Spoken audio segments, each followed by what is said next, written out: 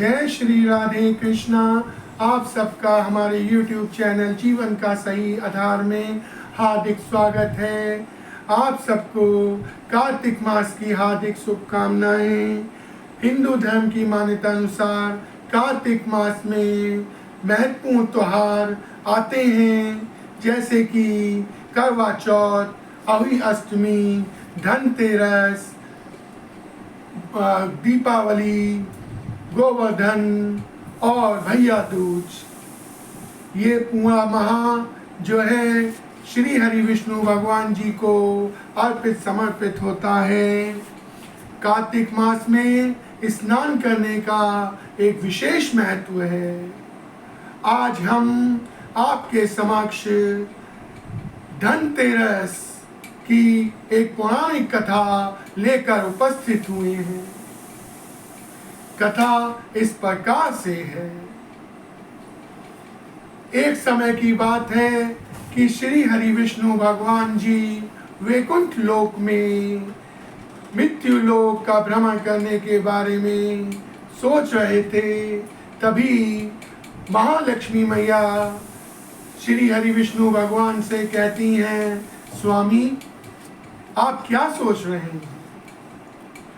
तो श्री हरि विष्णु भगवान जी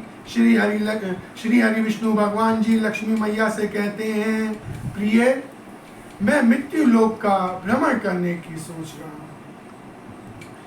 तो लक्ष्मी माता श्री हरि विष्णु भगवान से कहती हैं कि स्वामी मैं भी आपके साथ चलूं। श्री हरि विष्णु भगवान जी लक्ष्मी माता से कहते हैं कि प्रिय मैं तुम्हें अपने साथ ले तो चलूं, लेकिन तुम्हें मुझसे एक वादा करना कि मैं जैसा कहूंगा तुम वैसा ही करो। लक्ष्मी माता स्वीकृति दे देती हैं, हाँ मैं कहती हैं।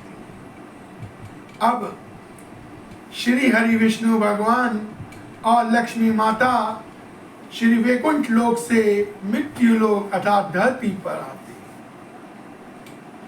जब श्री हरि विष्णु भगवान और लक्ष्मी माता धरती पर पहुंचते हैं, मृत्यु लोक पे पहुंचते हैं, तो श्री हरि विष्णु भगवान जी लक्ष्मी माता से कहते हैं, प्रिय तुम्हें स्मरण है ना कि तुमने मुझसे वादा किया है जैसा मैं कहूँगा तुम वैसा ही करोगी।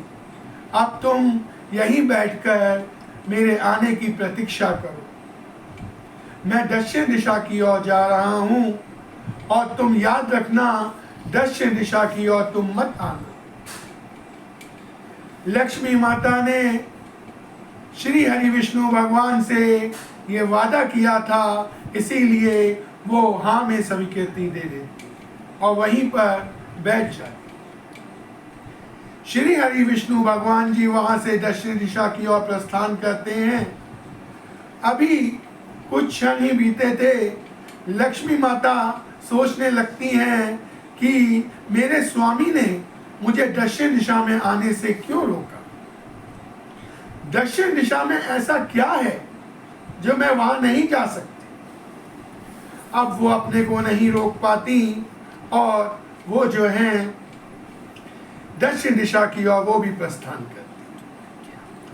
अभी कुछ दूर ही चली थी कि उन्हें एक किसान का खेत दिखाई देता। इस खेत में सरसों की फसल लहरा रही थी। पीली पीली सरसों की फसल देखकर लक्ष्मी माता को बहुत आनंद आता है।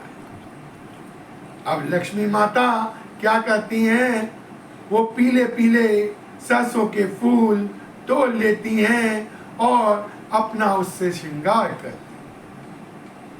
अब लक्ष्मी माता का दूसरी तरफ ध्यान जाता है, वहां पर गन्ने की फसल लहरा रही थी। अब वो एक गन्ना तोड़ती हैं और उसके रस का आनंद ले रही थी। तभी श्री हरि विष्णु भगवान जी वहां पर प्रकट हो जाते। वो लक्ष्मी माता से कहते हैं, प्रिय तुमने मेरी बात नहीं मानी ना? मैंने तुमसे कहा था कि दक्षिण दिशा की ओर मत आना और तुमने यहाँ पर आकर एक अपराध कर दिया। लक्ष्मी माता कहती हैं कि कौन सा अपराध कर दिया स्वामी? तो श्री हरि विष्णु भगवान जी कहते हैं, तुमने एक किसान के खेतों में चोरी की है, और चोरी करना अपराध होता है।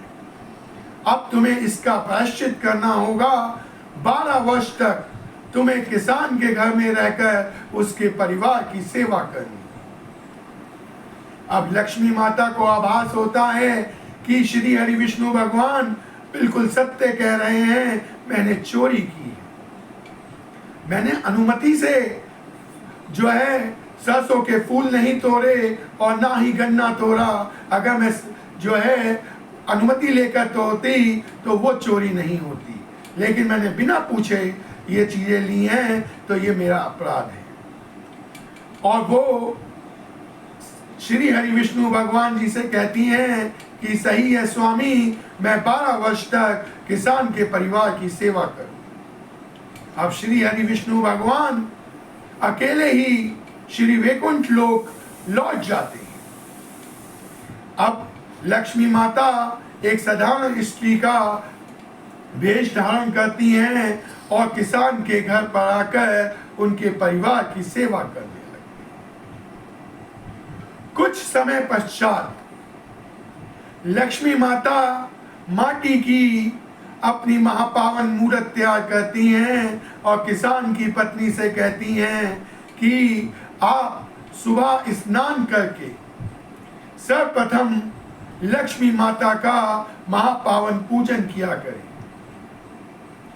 और उसके पश्चात ही आप जो है चूल्हा चौका किया करिए, और अपने पति से भी कहिए कि आपके साथ महापावन पूजा में शरीक हो, जिससे कि आपके घर में धन धान्य अन्न सबकी परिपूर्णता बनी रहे।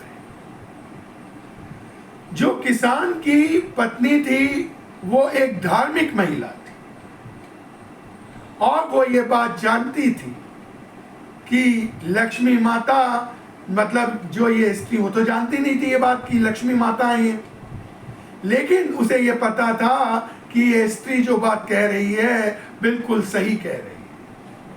और अगले दिन से वो सुबह स्नान करके अपने पति के साथ महापावन पूजा अर्चना करती, माता लक्ष्मी जी की पूजा अर्चना करती, और उसके बाद ही अन्य कार्य करती। ये नित्य नियम पति पत्नी ने बना लिया, और कुछ ही दिनों में उनका घर अन्न धन से परिपूर्ण हो गया।